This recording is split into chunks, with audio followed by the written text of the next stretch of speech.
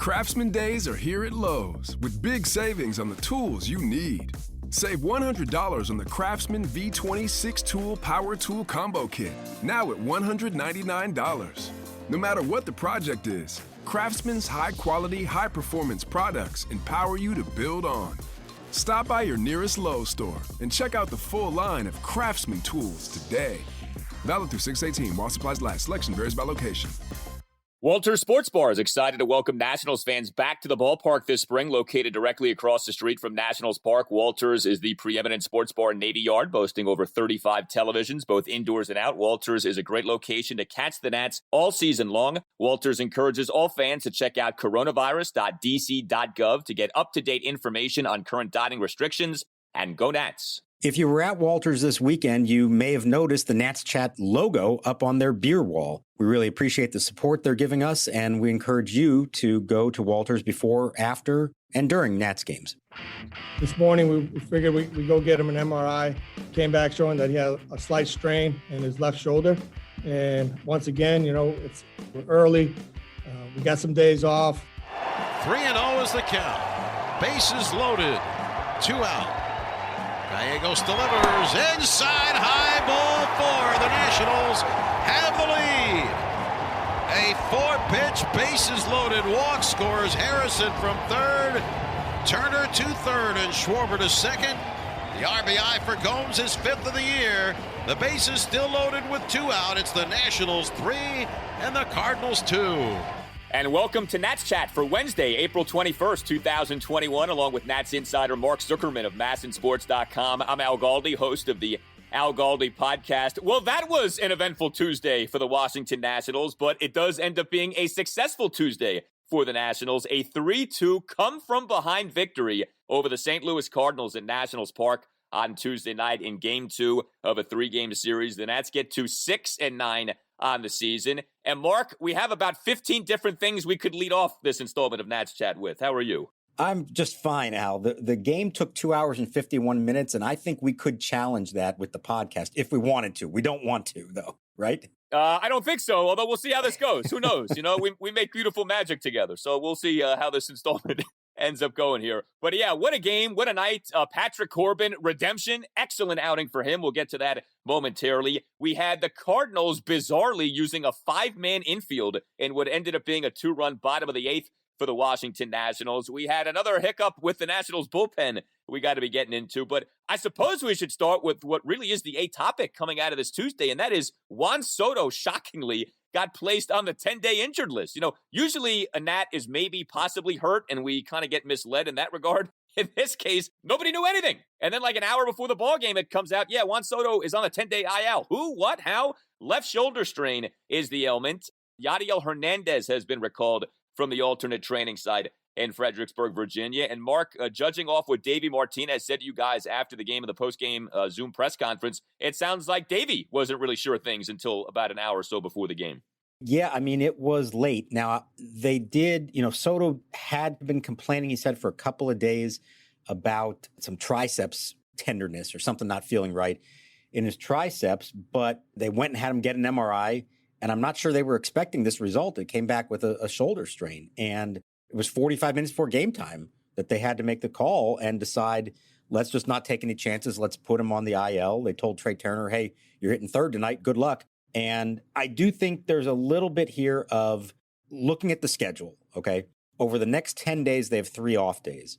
And yeah, usually the operation here is you wait a few days, you scratch him from the lineup, you say he's day to day, and you see if he improves or not, and then you backdate the move a few days. And I think in this case, they felt like they know they have the days off. If they really do think it's relatively minor, and that's the initial indication of it, then go ahead and just shut him down now. Take the 10 days off. It's 7 games that he misses. It's a long season, and hope that he's fine after that. But that was, I would say it's out of left field, but he plays right field now. So that came completely out of right field. Well, as long as Kyle Schwarber isn't playing that left field that it came out of, I think it'll end up being okay. Do we know when Soto got hurt, how he got hurt, or is this a mystery? Not specifically. Like I said, I think it's something that maybe he was dealing with for a couple of days. And now, Davey said it doesn't seem to affect him when he's swinging. At first I thought, he'd been in a little mini slump. It was 0 for 11 for a couple of days, and then he did hit a double on Monday.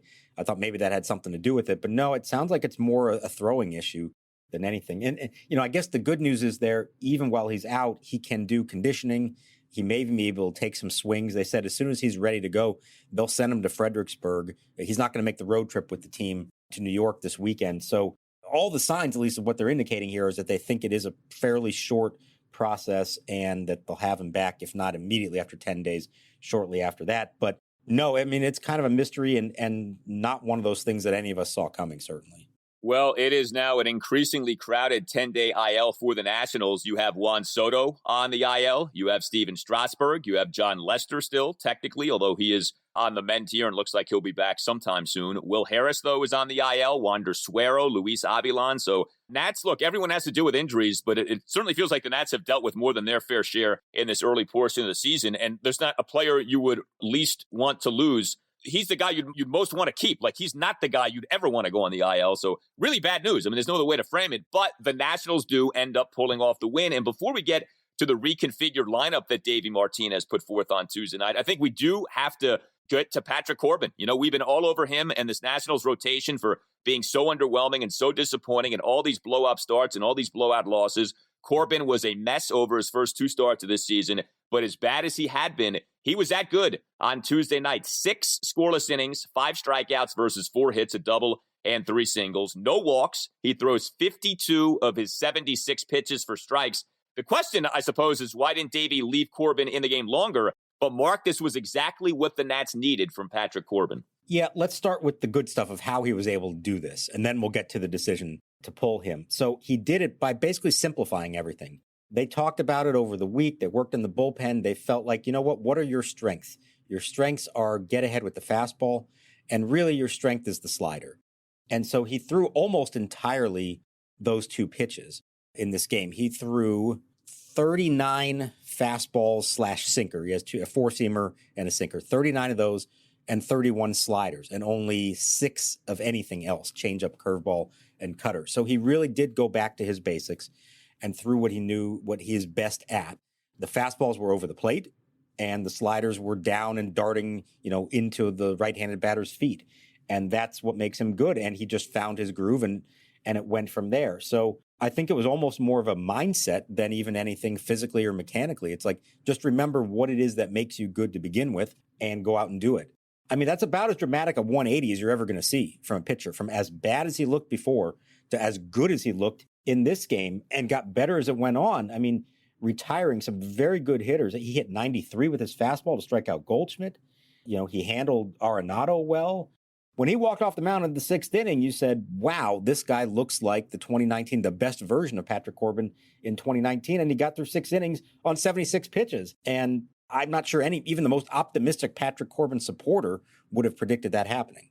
It was exactly what the Nats needed. Like, we can't emphasize this enough. If we're going to criticize these guys when they struggle, they deserve the praise when they deliver. And Corbin delivered on Tuesday night. Now, to get pulled with 76 pitches, I don't know that it was like a stunner that he got yanked, but, you say to yourself, bullpen has been leaned on a lot. Corbin looks good. He's only thrown the 76 pitches over 6 innings. Why did Davey pull Patrick when Davey did? So here's the explanation, and it's kind of 2-pronged. First of all, it is the fact that you mentioned how worked the bullpen has been, and that's true. However, the 3 guys at the back end, Rainey, Hudson, and Hand, had not pitched in a few days, and they were fresh. And it hasn't happened much this year where they actually got to that point in the game with a lead and their best relievers available.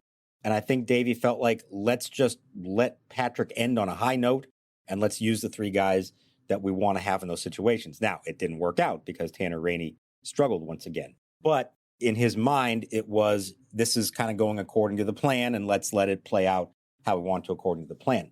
The second part of it is recognizing that Corbin had not pitched well, obviously, the first 2 games, and had not been all that stretched out. It was 80 pitches in his season debut, and then 63, I believe, in his next start, which only lasted 2 innings. And I think the 2-inning part of that is key, because he gave, as they call them, up and downs. He went 6 of them in this game after going 2 in the previous one. And this early in the season, I think there was hesitancy to let him take the mound again for a 7th up and down in the 7th. Now, Davey admitted if this was September, It's a totally different situation. He lets him go. He doesn't even think about it.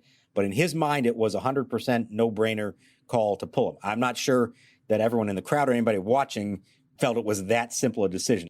There was ample reason to think that he could have continued despite all those factors that were at play there. He was good. Perfect top of the third. Strikes out Paul Goldschmidt on 3 pitches for the second out. Perfect top of the fourth. Strikes out Yadier Molina on 4 pitches for the first out. Do you know where Corbin was at from a velocity standpoint on Tuesday night? Yeah, he was up a little bit. So he averaged 91 with the fastball, and he topped out at 93 which on the Goldschmidt strikeout, which I think is the hardest pitch that he's thrown this year. So that was a good sign. He seemed to be maintaining it as the game went on. He said he felt physically great at the end of the 6th inning. Now, he also said he completely understood the rationale in the decision and trying to think long-term big picture here as opposed to doing everything you can to try to win this game. And it's a fine balance in April. Look, if they're getting off to a 9-6 start instead of 6-9, there's a little less pressure on you. But when you are 6-9 and you have to scratch and claw and you got to take every win you can get, I think there could be justification in letting him stay out there. But, 2 pitchers have already been hurt, and this guy, they cannot afford to lose him.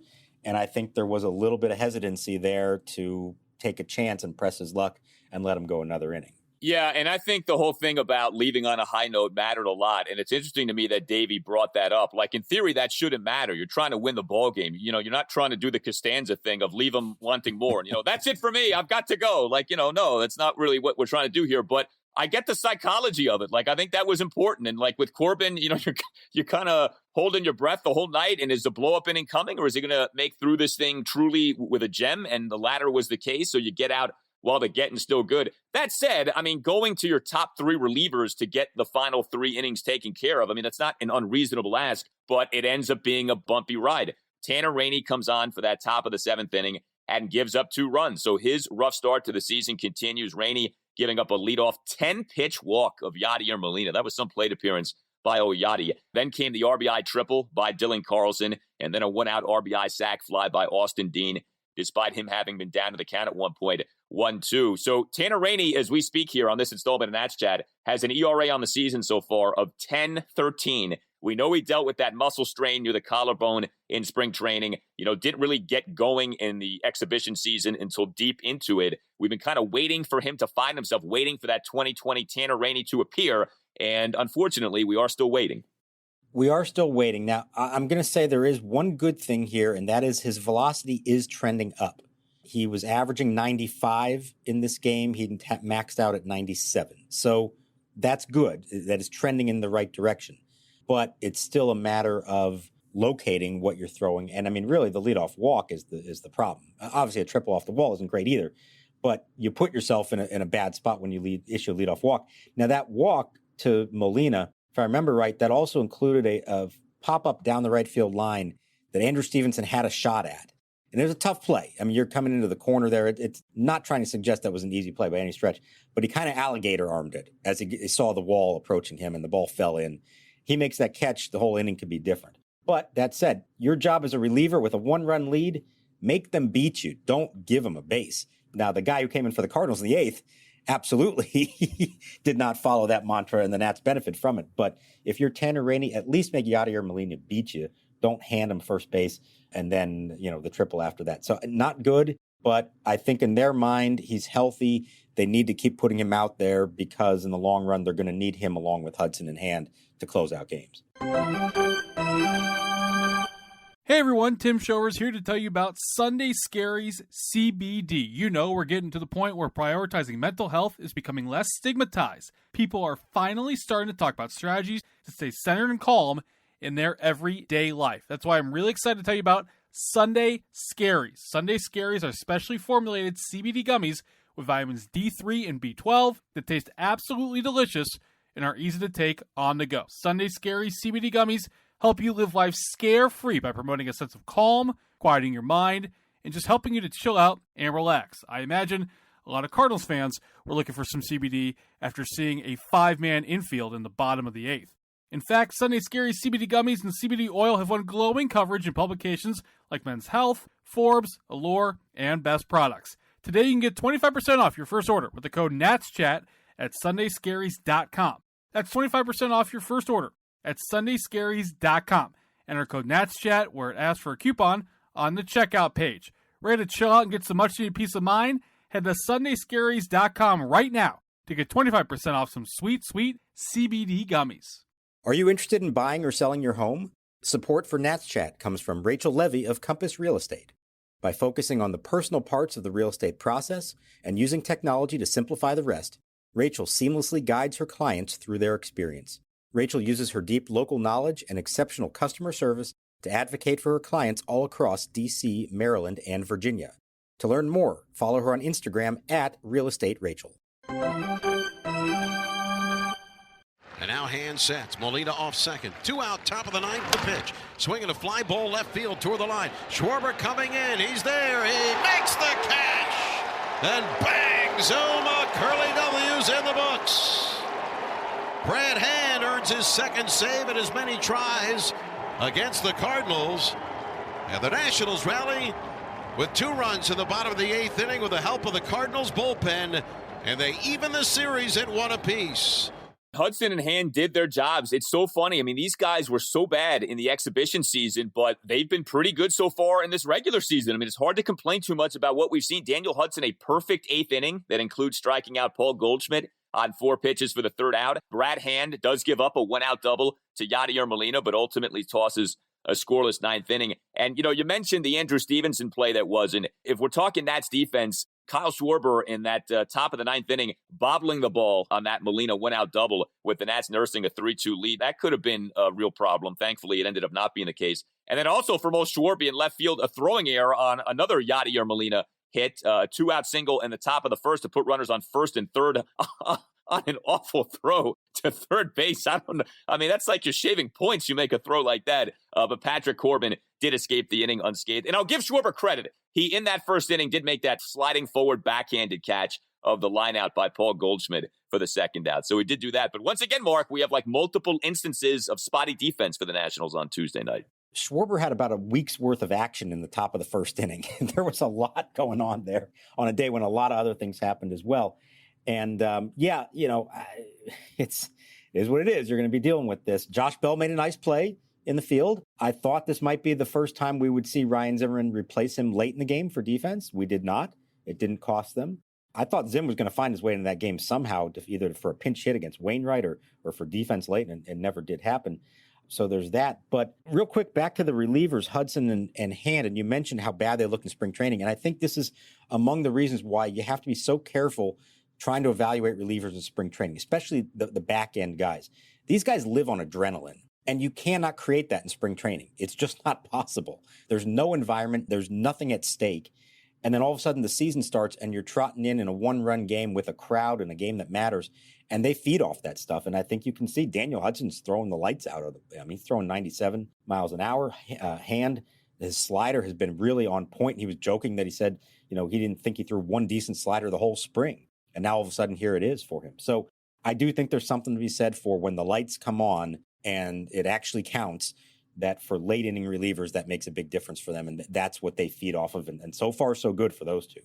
No doubt. Daniel Hudson, 15 games into the season. He has a 1.80 ERA. Brad Hand has yet to allow an earned run so far in this 2021 season. So overall, you get the job done from a pitching standpoint, that's for sure. And then there is the Nationals lineup, the Juan Soto-less Washington Nationals lineup. And it was so interesting to see how Davey Martinez set this up. Andrew Stevenson gets the start in right field, and it is he who is the leadoff batter. So, I mean, Victor Robles at this point, he could transform into Ricky Henderson. He ain't batting leadoff no more. I mean, that's as obvious as can be. I don't know what it would take for Robles to get out of that number 8 spot at this point. He's still buried there on Tuesday night. It's Stevenson who gets the call to be the number 1 batter. Davey goes Josh Harrison in the 2-hole and Trey Turner in the 3-hole, and then Josh Bell gets bumped up to that number 4 spot. What did you make, Mark, of Davey going Stevenson, Harrison, Turner, Bell as the top 4 without Soto? Well, I think it's like we talked about a lot in the spring and early in the season.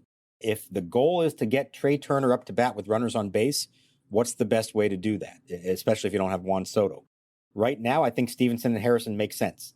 Harrison especially is a guy who's been getting on base a lot. And Stevenson, the guy just puts together quality at bats, It's like a 3-2 count every time he's at the plate, and he got on base twice in this game, both times leading off an inning.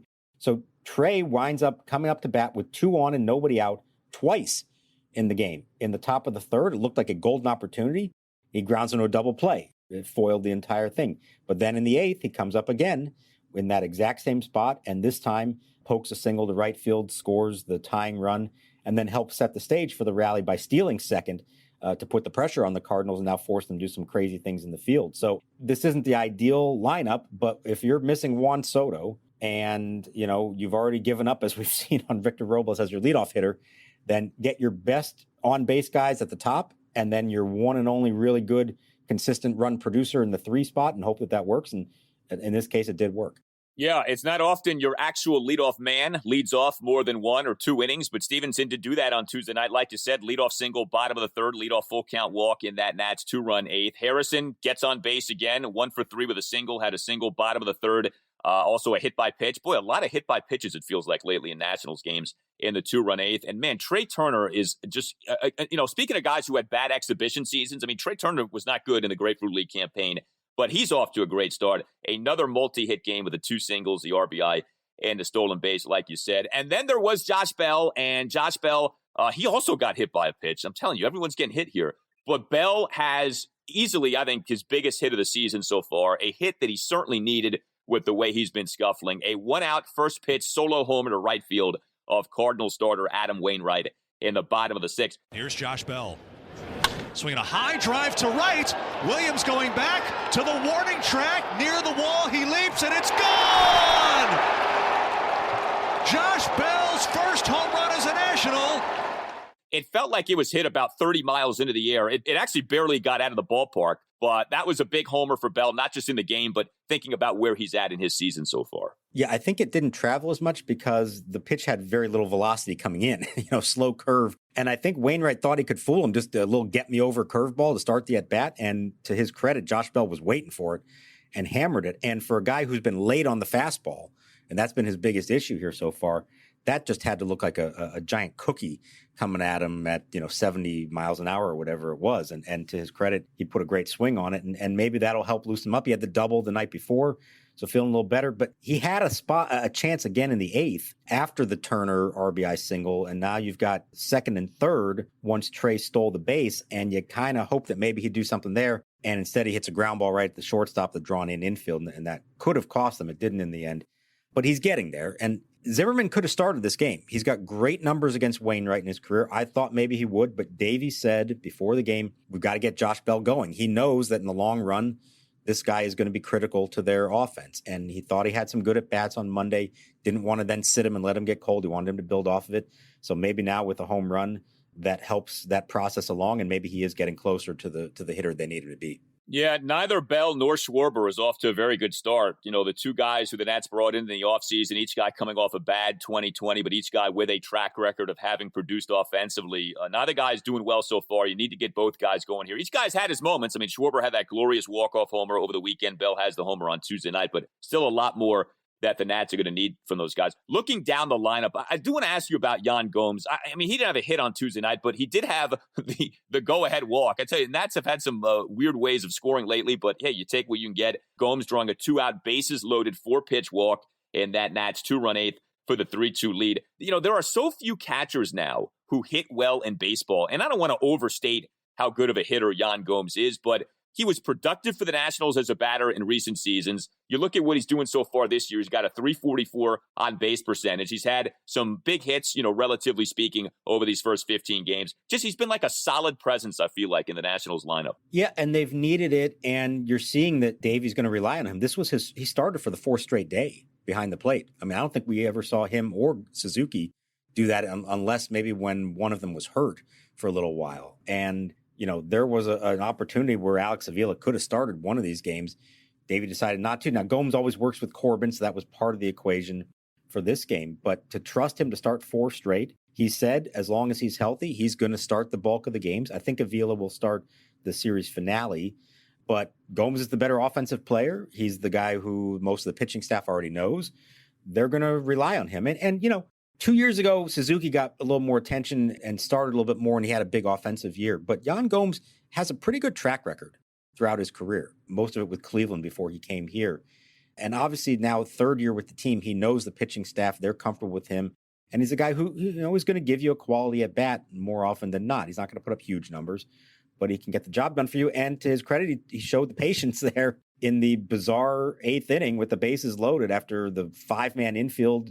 I'm not going to say it worked for the Cardinals because Starlin Castro took strike 3, but after all that craziness, and now you've got to settle down, and he stayed calm and took 4 straight balls and didn't expand the zone when some hitters would do that in that spot, and it wind up driving in the winning run because of it. Yeah, so, I mean, it wasn't a huge factor in that inning for the Nationals, but what did you make of the Cardinals manager, Mike Shildt, going with the 5-man infield? I mean, kind of the consensus opinion was, geez, we've never seen this before. What do you think the thinking was from a Cardinals perspective? I mean, I've never seen it in the 8th inning before. You see it in the 9th inning every once in a while. It's kind of a last-ditch desperation, bases loaded, 0 or 1 out with the whole game on the line, and you say, okay, we're going to take our chances that we maybe get a ground ball and cut the runner home at the plate because anything to the outfield is going to score him anyways. But I'd never seen it in the 8th inning. Davey Martinez had never seen it in the 8th inning before. The explanation, and there is a little bit of logic to this, from Shilt's standpoint, was that the batter is Starlin Castro, who does make contact and does hit the ball on the ground a lot. So if you feel like you're that desperate and you just got to do whatever you can to try to prevent the go-ahead run from scoring, give it a shot. And the strange part is he brought in the utility man, Edmundo Sosa, and removed Hurst, who he had just put in the center field to start the inning. He burned his center fielder, his backup center fielder, like 3 batters into an inning. And I guess the theory was Hurst is the better defensive player, and if Giovanni Gallegos just, doesn't get into the jam and gets through the inning, then that was the right move. But, I mean, that was some advanced level managing for April 20th, Not the kind of stuff you'd normally see. But I do kind of understand the logic behind it. And then the strangest thing of it all is that Starlin Castro will swing at anything that he can reach his bat at. It doesn't even have to be in the zone. And he took strike 3, and it wasn't even that borderline. It was a legitimate strike 3 call, and he took it. I think that's the most shocking thing of it all. All he's got to do is make contact, get the ball out of the infield, and they take the lead. And he never even took the bat off the shoulder with 2 strikes. Yeah, Castro's been a little spotty as a hitter so far. It's just so odd, right? Because in this launch angle crazed environment, to have a bunch of infielders, you're like, all you need to do is elevate the baseball over the infield, and you're more likely than not going to have yourself a base hit. So not something you see often. We obviously saw it on Tuesday night. Hey guys, Al Galdi here to tell you about FanDuel. We've all had that dream, right? Tie game, bottom of the 9th, bases loaded. Well, on FanDuel Sportsbook, you get more than one shot to swing for the fences because FanDuel is letting you place your first bet risk-free. That's right, new users get up to $1,000 back in side credit if your first bet doesn't win, and it only gets better from there. Once you have an account, you'll have access to same-game parlay insurance all season long. That's up to $25 back in side credit each day if your same-game parlay bet falls one leg short. This way, you can combine multiple baseball bets for an even bigger win. There are endless options on FanDuel Sportsbook. For instance, you can sign up for the MLB Upper Decker. Set your lineup, and first place wins $2,500 of cold hard cash. There's a reason FanDuel Sportsbook is America's #1 sportsbook. The app is simple to use. They've got great odds on all different betting markets, unique fun bet types like same-game parlay and always-on promotions to let you get more action out of every game day. And when you win, FanDuel will pay you your winnings in as little as 24 hours. All you need to do is download the FanDuel Sportsbook app and sign up with promo code CHAT to get in on the action. That's FanDuel Sportsbook, promo code CHAT. 21 plus and present in Colorado, Iowa, Illinois, Indiana, Michigan, New Jersey, Pennsylvania, Tennessee, or West Virginia. First on real money wager, only for risk-free bet. Refund issued as non-withdrawable site. Credit that expires in 7 days. Restrictions apply. See terms at sportsbook.fanduel.com. Gambling problem? Call 1-800-522-4700 in Colorado. 1-800-BETS-OFF in Iowa. 1-800-9-WITH in Indiana. 1-800-270-7117 for confidential help in Michigan. 1-800-GAMBLER, New Jersey, Pennsylvania, Illinois, Virginia, Tennessee. 1-800-889-9789. Or in West Virginia, visit www.1800gambler.net.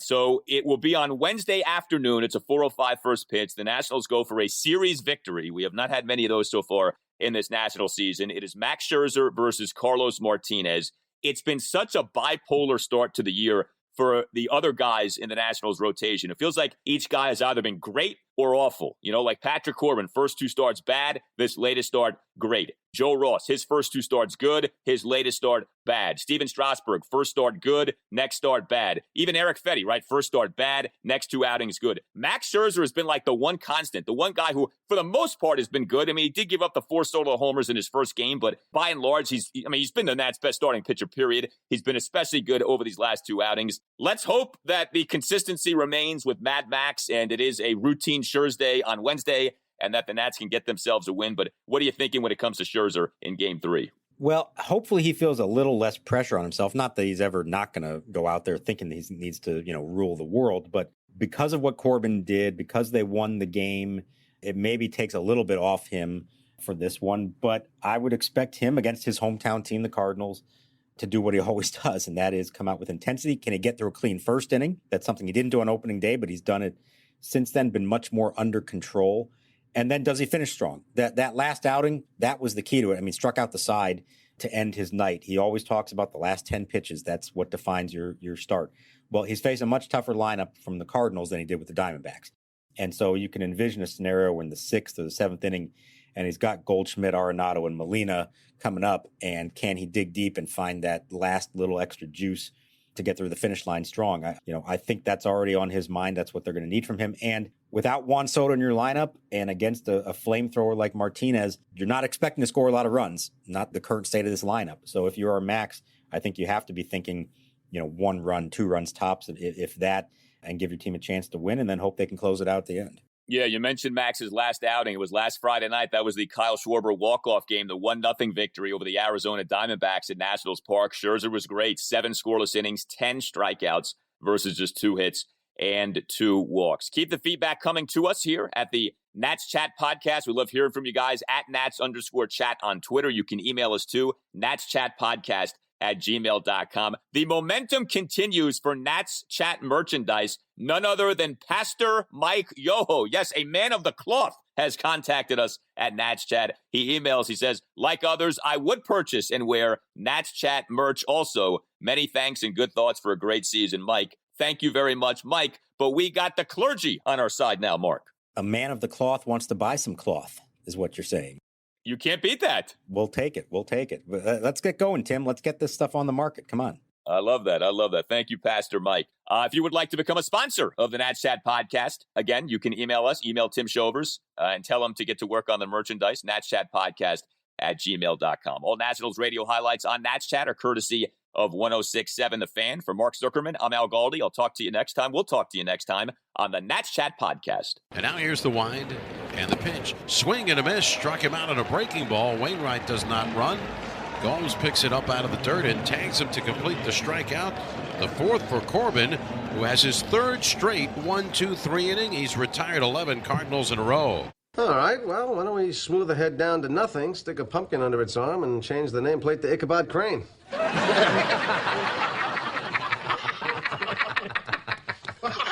right, that's it for me. You got it, everybody.